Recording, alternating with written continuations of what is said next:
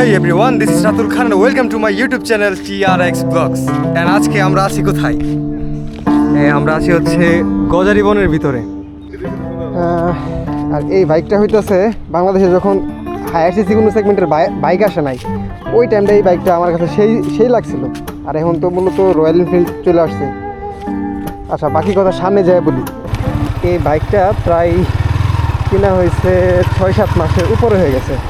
এই যে একটা জিনিস দেখাই বাইকের এই হাতার হ্যান্ডেলবারের এই আপনার ক্লাচের ইয়াটা যে গুটলি থাকে একটা, ওই ছোটো ওই জিনিসটা ভাঙিয়ে ফেলাইছে।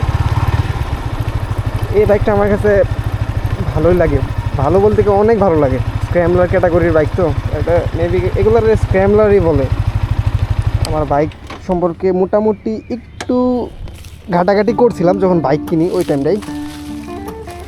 আর এই বাইকটা ভাই জাস্ট মারাত্মক, এটা চালানোর পরে বোঝা যায় এই বাইকটা কিন্তু সেই, কিন্তু প্রাইস অনেক বেশি। এই যে এগুলা কিছুদিন আগে অ্যাক্সিডেন্ট করছে, এইগুলা ভাঙছে। এটা লাগানো মেবি থাইল্যান্ডের বা এটা তো মনে হয় ইন্দোনেশিয়া, কিন্তু লাগানো হয়েছে থাইল্যান্ডের এই গার্ডটা। তারপরে এই জিনিসটা রেডিয়েটর আছে, যার কারণে আপনি সারাদিন বাসের মতো চালাইতেই থাকবেন। ইঞ্জিন কোনো হিটিং প্রবলেম নাই, মানে স্মুথ একটা ব্যাপার স্যাপার কাজ করে এটার মধ্যে। আর এই বাইক চালানোর পরে যদি আমি আমার বাইকে যাওয়ার পরে মনে হয় আমারটা এইগুলোর জন্য একদম ছোটো, এটা একটু বেশি বড়, এই হ্যান্ডেলবারটা একটু বেশি বড়। আর এই বাইকটা আমার কাছে কী কমু পার্সোনাল, আমি তেমন বাইক বিষয়ে তেমন একটা ধারণা নাই, তবে এই বাইক চালাইয়া অন্য কোনো বাইকের প্রতি সহজে ঝুঁক যাইব না। R15 বলেন ওইটা তো অন্য ক্যাটাগরির, তবে স্ক্র্যামলার ক্যাটাগরির বাইকের মধ্যে এটা বেস্ট। তো যাই হোক, বাইক স্পেসিফিকেশন তেমন একটা জানি না এই বাইকের, কারণ কেনার কোনো সময় স্বপ্নও রাখি নাই। আসার উদ্দেশ্য হইতেছে এই জায়গায় বাতাস ছিল, ধীরে ধীরে বৃষ্টিও পড়তেছিল। আর যেহেতু এখন আপনার কি বলে বৈশাখ মাস, বাংলা মাসের শুরুর দিকে।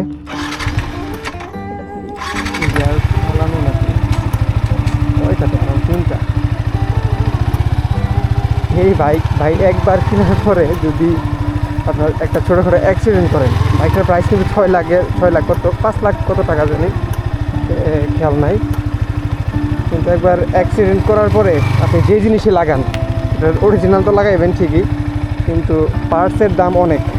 যেরকম বুঝলাম, সে বাইক কিছুদিন আগে একটা অ্যাক্সিডেন্ট করছিল ছোটোখাটো,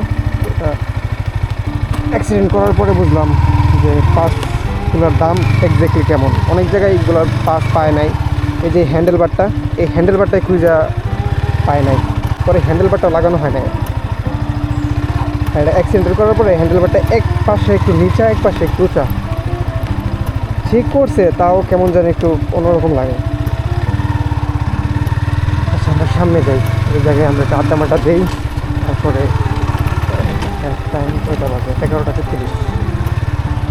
আর এই ভিতরে আছে হইতেছে একটা রিসোর্ট। আমরা তো লামা পর্যন্ত গেছি, পরে তো আর গেছি না। এই যে এগুলো একদম হাইপা গেছে প্লাস্টিক। এই গাড়ি সম্পর্কে একটা সময় আছে বুঝছো, এই গাড়ি সম্পর্কে কিন্তু ধারণা আছে না। এখন দিন ঢাকার ম্যাক্সিমাম জায়গাতে এই গাড়িগুলা বিশাল চলাচলে। আর ওই যে FZ আছে না, ঢাকা ইসলাম তো সবগুলা বাড়িছি। আরে দিহি বাবারে বড় একটা হল লাগাইছে, এইটা গেছ না মানে কোন গাড়ি সরাস্তা মনে কর সিবি নাই, সিবি কি দিবি করে দেখো, এই খালি আছে সিবির মানে না কথা বুঝাইতেছি। এটা দেখছস বড় একটা দেখছস, দুইটা গ্লাস খোলা একদম মনে বড় চালায় বড় একটু মুড়া কাটা বুটলিটা ভাঙে লাইছে। এইটা আছে, এটা নাই, আপনি চালাইতেছে একদম মাথা নষ্ট। ওই যে FZX আছে না, FZX এর মধ্যে লাগা দেখছি যে গ্যাব্রিল ইয়াতে থাকে ধরার মতো, এটার মধ্যে হেড বালা দেয় না। আমি লাগাই তারপর ওটা লাগাই, পরে লাগানো না, ব্যাটারি জল করে লাগাই। আল্লাহ, ওভারঅল সেই জিনিস।